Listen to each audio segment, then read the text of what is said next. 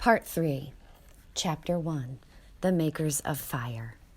The cub came upon it suddenly.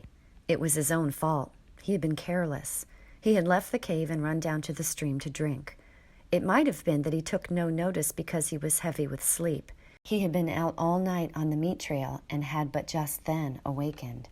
And his carelessness might have been due to the familiarity of the trail to the pool. He had traveled it often, and nothing had ever happened on it. He went down past the blasted pine, crossed the open space, and trotted in amongst the trees. Then, at the same instant, he saw and smelt. Before him, sitting silently on their haunches, were 5 little things, the like of which he had never seen before. It was his first glimpse of mankind. But at the sight of him, the 5 men did not spring to their feet, nor show their teeth, nor snarl. They did not move, but sat there, silent and ominous.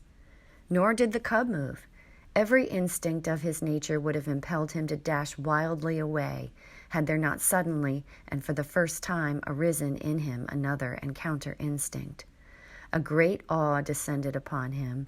He was beaten down to movelessness by an overwhelming sense of his own weakness and littleness. Here was mastery and power, something far and away beyond him.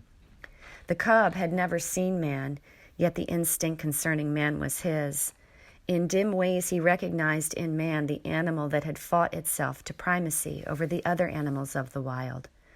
Not alone out of his own eyes, but out of the eyes of all his ancestors was the cub now looking upon man. Out of eyes that had circled in the darkness around countless winter campfires, that had peered from safe distances, and from the hearts of thickets at the strange 2-legged animal that was lord over living things. The spell of the cub's heritage was upon him, the fear and the respect born of the centuries of struggle and the accumulated experience of the generations. The heritage was too compelling for a wolf that was only a cub. Had he been full grown, he would have run away. As it was, he cowered down in a paralysis of fear, already half proffering the submission that his kind had proffered from the first time a wolf came in to sit by man's fire and be made warm. One of the Indians arose and walked over to him and stooped above him. The cub cowered closer to the ground. It was the unknown, objectified at last, in concrete flesh and blood, bending over him and reaching down to seize hold of him. His hair bristled involuntarily, his lips writhed back, and his little fangs were bared. The hand, poised like doom above him, hesitated, and the man spoke, laughing, "Waba mwabiska itpita." Look, the white fangs. The other Indians laughed loudly and urged the man on to pick up the cub. As the hand descended closer and closer, there raged within the cub a battle of the instincts. He experienced 2 great impulsions, to yield and to fight. The resulting action was a compromise. He did both. He yielded till the hand almost touched him. Then he fought, his teeth flashing in a snap that sank them into the hand. The next moment he received a clout alongside the head that knocked him over on his side. Then all fight fled out of him. His puppyhood and the instinct of submission took charge of him. He sat up on his haunches and kee-yeed! But the man whose hand he had bitten was angry. The cub received a clout on the other side of his head, whereupon he sat up and kee-yeed! Louder than ever. The 4 Indians laughed more loudly, while even the man who had been bitten began to laugh. They surrounded the cub and laughed at him, while he wailed out of his terror and his hurt. In the midst of it, he heard something. The Indians heard it too. But the cub knew what it was, and with a last long wail that had in it more of triumph than grief, he ceased his noise and waited for the coming of his mother, of his ferocious and indomitable mother, who fought and killed all things and was never afraid. She was snarling as she ran. She had heard the cry of her cub and was dashing to save him. She bounded in amongst them, her anxious and militant motherhood making her anything but a pretty sight. But to the cub, the spectacle of her protective rage was pleasing. He uttered a glad little cry and bounded to meet her, while the man-animals went back hastily several steps. The she-wolf stood over against her cub, facing the men, with bristling hair, a snarl rumbling deep in her throat. Her face was distorted and malignant with menace, even the bridge of the nose wrinkling from tip to eyes, so prodigious was her snarl. Then it was that a cry went up from one of the men. "Kichi?" was what he uttered. It was an exclamation of surprise. The cub felt his mother wilting at the sound. "Kichi!" the man cried again, this time with sharpness and authority. And then the cub saw his mother, the she-wolf, the fearless one, crouching down till her belly touched the ground, whimpering, wagging her tail, making peace signs. The cub could not understand. He was appalled. The awe of man rushed over him again. His instinct had been true. His mother verified it. She, too, rendered submission to the man-animals. The man who had spoken came over to her. He put his hand upon her head, and she only crouched closer. She did not snap nor threaten to snap. The other men came up and surrounded her and felt her and pawed her, which actions she made no attempt to resent. They were greatly excited and made many noises with their mouths. These noises were not indication of danger, the cub decided, as he crouched near his mother, still bristling from time to time, but doing his best to submit. "It is not strange," an Indian was saying. "Her father was a wolf. It is true her mother was a dog, but did not my brother tie her out in the woods all of 3 nights in the mating season? Therefore was the father of Kichi a wolf." "It is a year, Gray Beaver, since she ran away," spoke a second Indian. "Oh, it is not strange, Salmon Tongue," Gray Beaver answered. "It was the time of the famine, and there was no meat for the dogs." "She has lived with the wolves," said a third Indian. "So it would seem, Three Eagles," Gray Beaver answered, laying his hand on the cub, "and this be the sign of it." The cub snarled a little at the touch of the hand, and the hand flew back to administer a clout, whereupon the cub covered its fangs and sank down submissively, while the hand, returning, rubbed behind his ears and up and down his back. "This be the sign of it," Gray Beaver went on. "It is plain that his mother is Kichi, but his father was a wolf. Wherefore is there in him little dog and much wolf. His fangs be white, and White Fang shall be his name. I have spoken. He is my dog, for was not Kichi my brother's dog, and is not my brother dead?" The cub, who had thus received a name in the world, lay and watched. For a time the man-animals continued to make their mouth noises. Then Gray Beaver took a knife from a sheath that hung around his neck and went into the thicket and cut a stick. White Fang watched him. He notched the stick at each end, and in the notches fastened strings of rawhide.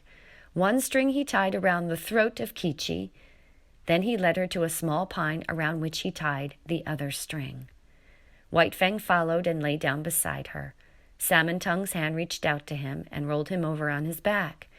Kichi looked on anxiously. White Fang felt fear mounting in him again. He could not quite suppress a snarl, but he made no offer to snap. The hand, with fingers crooked and spread apart, rubbed his stomach in a playful way and rolled him from side to side. It was ridiculous and ungainly, lying there on his back with legs sprawling in the air. Besides, it was a position of such utter helplessness that White Fang's whole nature revolted against it. He could do nothing to defend himself. If this man-animal intended harm, White Fang knew that he could not escape it. How could he spring away with his 4 legs in the air above him? Yet submission made him master his fear, and he only growled softly. This growl he could not suppress, nor did the man-animal resent it by giving him a blow on the head. And furthermore, such was the strangeness of it, White Fang experienced an unaccountable sensation of pleasure as the hand rubbed back and forth. When he was rolled on his side, he ceased to growl. When the fingers pressed and prodded at the base of his ears, the pleasurable sensation increased. And when, with a final rub and scratch, the man left him alone and went away, all fear had died out of White Fang. He was to know fear many times in his dealing with man, yet it was a token of the fearless companionship with man that was ultimately to be his. After a time, White Fang heard strange noises approaching. He was quick in his classification, for he knew them at once for man-animal noises. A few minutes later, the remainder of the tribe, strung out as it was on the march, trailed in. There were more men and many women and children, 40 souls of them, and all heavily burdened with camp equipage and outfit. Also, there were many dogs, and these, with the exception of the part-grown puppies, were likewise burdened with camp outfit. On their backs, in bags that fastened tightly around underneath, the dogs carried from 20 to 30 pounds of weight. White Fang had never seen dogs before, but at sight of them he felt they were his own kind, only somehow different. But they displayed little difference from the wolf when they discovered the cub and his mother. There was a rush. White Fang bristled and snarled and snapped in the face of the open-mouthed oncoming wave of dogs, and went down and under them, feeling the sharp slash of teeth in his body, himself biting and tearing at the legs and bellies above him. There was a great uproar. He could hear the snarl of Kichi as she fought for him, and he could hear the cries of the man-animals, the sound of clubs striking upon bodies, and the yelps of pain from dogs so struck. Only a few seconds elapsed before he was on his feet again. He could now see the man-animals driving back the dogs with clubs and stones, defending him, saving him from the savage teeth of his kind that somehow was not his kind. And though there was no reason in his brain for a clear conception of so abstract a thing as justice, nevertheless, in his own way, he felt the justice of the man-animals, and he knew them for what they were, makers of law and executors of law. Also, he appreciated the power with which they administered the law. Unlike any animals he had ever encountered, they did not bite or claw. They enforced their live strength with the power of dead things. Dead things did their bidding. Thus, sticks and stones directed by these strange creatures leaped through the air like living things, inflicting grievous hurts upon the dogs. To his mind, this was power unusual, power inconceivable and beyond the natural, power that was godlike. White Fang, in the very nature of him, could never know anything about gods. At the best, he could know only things that were beyond knowing. But the wonder and awe that he had of these man-animals in ways resembled what would be the wonder and awe of a man at sight of some celestial creature on a mountain-top, hurling thunderbolts from either hand at an astonished world. The last dog had been driven back. The hubbub died down, and White Fang licked his hurts and meditated upon this, his first taste of pack cruelty and his introduction to the pack. He had never dreamed that his own kind consisted of more than one eye, his mother and himself. They had constituted a kind part, and here, abruptly, he had discovered many more creatures apparently of his own kind. And there was a subconscious resentment that these, his kind, at first sight had pitched upon him and tried to destroy him. In the same way, he resented his mother being tied with a stick, even though it was done by the superior man-animals. It savored of the trap, of bondage. Yet of the trap and of bondage he knew nothing. Freedom to roam and run and lie down at will had been his heritage, and here it was being infringed upon. His mother's movements were restricted to the length of a stick, and by the length of that same stick was he restricted, for he had not yet got beyond the need of his mother's side. He did not like it, nor did he like it when the man-animals arose and went on with their march. For a tiny man-animal took the other end of the stick and led Kichi captive behind him, and behind Kichi followed White Fang, greatly perturbed and worried by this new adventure he had entered upon. They went down the valley of the stream, far beyond White Fang's widest ranging, until they came to the end of the valley where the stream ran into the Mackenzie River. Here, where canoes were cached on poles high in the air, and where stood fish racks for the drying of fish, camp was made, and White Fang looked on with wondering eyes. The superiority of these man-animals increased with every moment. There was their mastery over all these sharp-fanged dogs. It breathed of power. But greater than that, to the wolf cub, was their mastery over things not alive, their capacity to communicate motion to unmoving things, their capacity to change the very face of the world. It was this last that especially affected him. The elevation of frames of poles caught his eye, yet this in itself was not so remarkable, being done by the same creatures that flung sticks and stones to great distances. But when the frames of poles were made into teepees by being covered with cloth and skins, White Fang was astounded. It was the colossal bulk of them that impressed him. They arose around him on every side, like some monstrous, quick-growing form of life. They occupied nearly the whole circumference of his field of vision. He was afraid of them.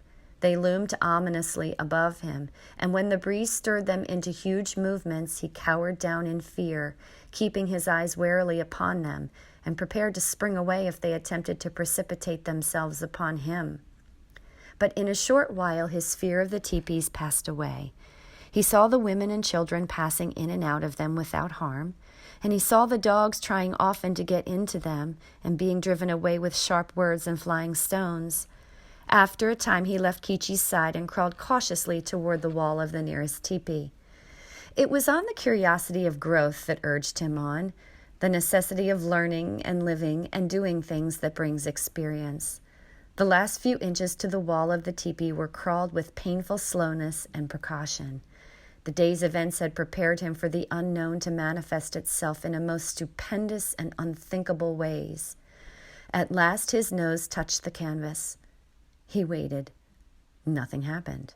Then he smelled the strange fabric saturated with the man smell. He closed on the canvas with his teeth and gave a gentle tug. Nothing happened, though the adjacent portions of the teepee moved. He tugged harder. There was a greater movement. It was delightful.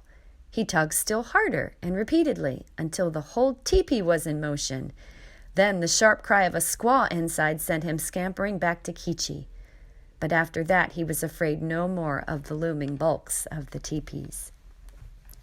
A moment later he was straying away again from his mother. Her stick was tied to a peg in the ground and she could not follow him. A part-grown puppy, somewhat larger and older than he, came toward him slowly with ostentatious and belligerent importance. The puppy's name, as White Fang was afterward to hear him called, was Lip Lip. He had an experience in puppy fights and was already something of a bully. Lip Lip was White Fang's own kind, and being only a puppy, did not seem dangerous, so White Fang prepared to meet him in a friendly spirit. But when the stranger's walk became stiff-legged and his lips lifted clear of his teeth, White Fang stiffened too and answered with lifted lips. They half-circled about each other, tentatively, snarling and bristling. This lasted several minutes, and White Fang was beginning to enjoy it as a sort of game. But suddenly, with remarkable swiftness, Lip Lip leaped in, delivering a slashing snap, and leaped away again. The snap had taken effect on the shoulder that had been hurt by the lynx, and that was still sore deep down near the bone. The surprise and hurt of it brought a yelp out of White Fang, but the next moment, in a rush of anger, he was upon Lip Lip and snapping viciously. But Lip Lip had lived his life in camp and had fought many puppy fights. 3 times, 4 times, and half a dozen times, his sharp little teeth scored on the newcomer, until White Fang, yelping shamelessly, fled to the protection of his mother. It was the first of the many fights he was to have with Lip Lip, for they were enemies from the start, born so, with natures destined perpetually to clash. Kichi licked White Fang soothingly with her tongue, and tried to prevail upon him to remain with her, but his curiosity was rampant, and several minutes later he was venturing forth on a new quest. He came upon one of the man animals, Gray Beaver, who was squatting on his hams and doing something with sticks and dry moss spread before him on the ground. White Fang came near to him and watched. Gray Beaver made mouth noises, which White Fang interpreted as not hostile, so he came nearer. Women and children were carrying more sticks and branches to Gray Beaver. It was evidently an affair of moment. White Fang came in until he touched Gray Beaver's knee. So curious was he, and already forgetful that this was a terrible man animal. Suddenly he saw a strange thing like mist beginning to arise from the sticks and moss beneath Gray Beaver's hands. Then, amongst the sticks themselves, appeared a live thing, twisting and turning, of a color like the color of the sun in the sky. White Fang knew nothing about fire. It drew him as the light in the mouth of the cave had drawn him in his early puppyhood. He crawled the several steps toward the flame. He heard Gray Beaver chuckle above him, and he knew the sound was not hostile. Then his nose touched the flame, and at the same instant his little tongue went out to it. For a moment he was paralyzed. The unknown, lurking in the midst of the sticks and moss, was savagely clutching him by the nose. He scrambled backward, bursting out in an astonished explosion of "Keys!" At the sound, Kichi leaped snarling to the end of her stick, and there raged terribly because she could not come to his aid. But Gray Beaver laughed loudly and slapped his thighs and told the happening to all the rest of the camp till everybody was laughing.